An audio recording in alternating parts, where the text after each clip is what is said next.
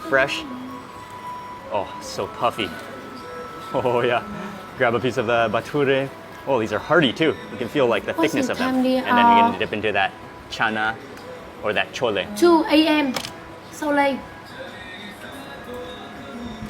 Oh wow. Oh yeah. Oh, that's what I needed. The flavor I needed in the morning. Those chickpeas, the masala in there, the ginger in there. And it's not like extremely spicious or overly spicy. That's why it's so good in the morning. It's just kind of calming, and yet you still have that flavor.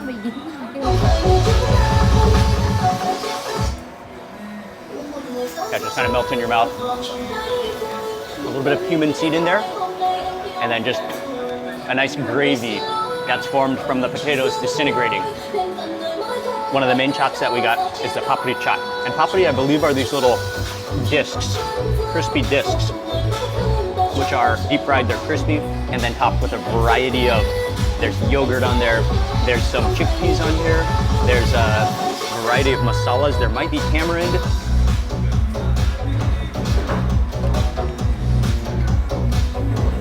You taste that cool, refreshing yogurt, but then at the same time it's balanced by the sprinkle of masala, all the different crunchy textures, so many things going on, and that's the joy of eating a chaat. Finally could not complete this meal without a cup of masala tea. Oh yeah, that's great. All of those spices, the cardamom in there, the ginger in there. Nice and creamy as well. This this combination, that is the definition of waking up in India.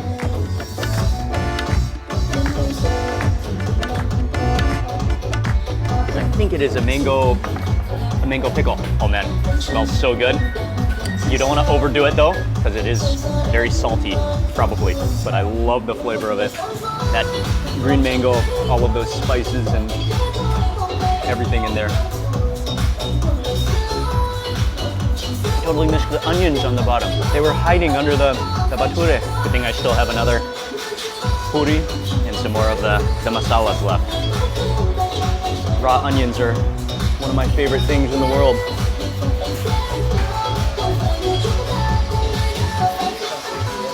Wow, thank you very much. Thank you, thank you.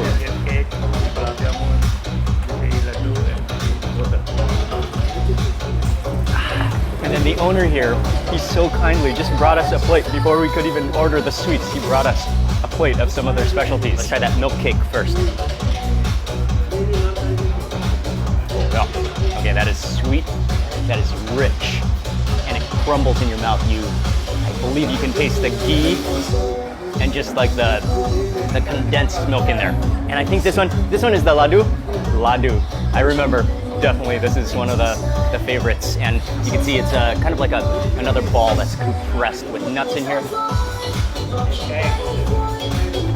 Very crumbly. The flavor of the ghee.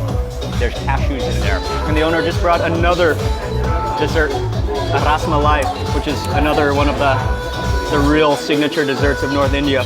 Just drenched in milk and spices, the saffron. I think there's a variety of nuts in here as well. That's probably one of my favorite desserts of North India. The milkiness, it's like a milk soup with a patty that just absorbs. It's so spongy. And immediately what you taste is the flavor of the saffron, followed by perhaps pistachio, maybe some almonds in there, maybe some cashews. But it's really, the saffron is immediately what you taste, and that milkiness.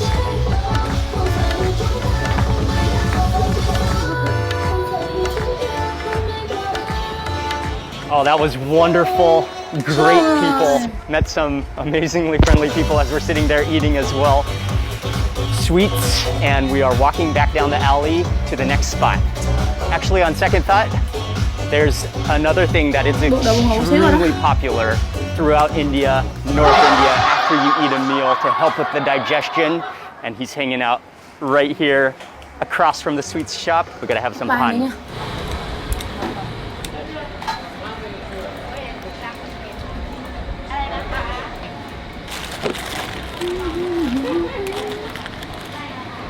Wow.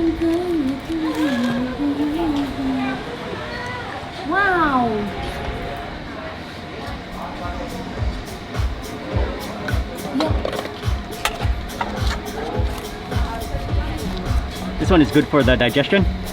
Okay.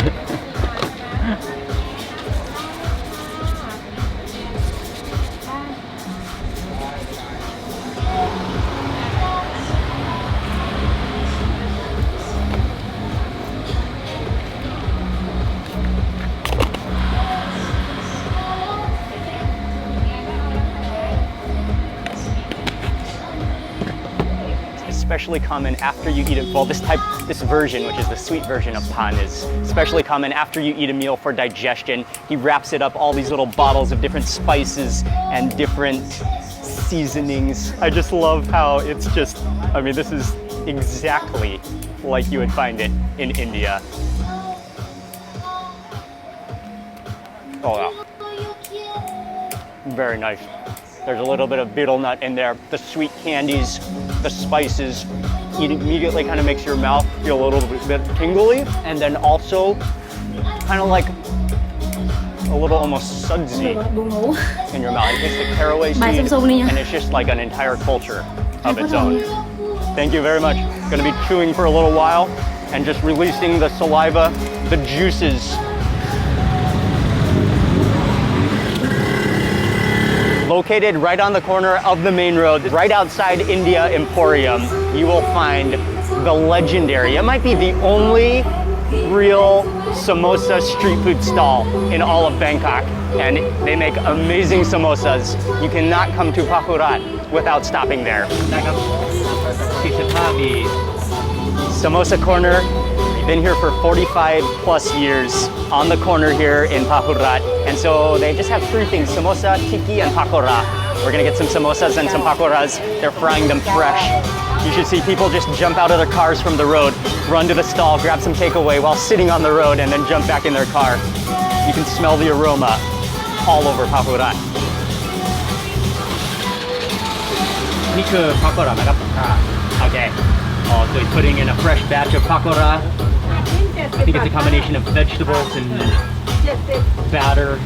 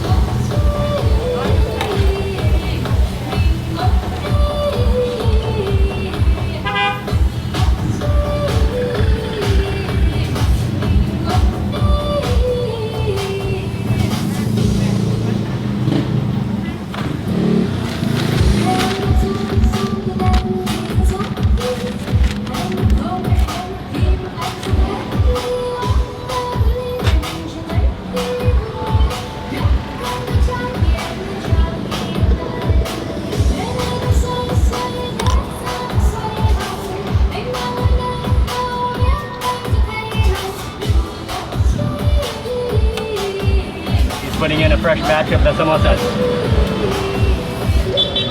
Sliding them in. Man, he just fills up the entire wok full of oil, full of the samosas. That must be dozens floating around there at once. And so he said that you don't want to use a high fire, you want to keep the flame low so that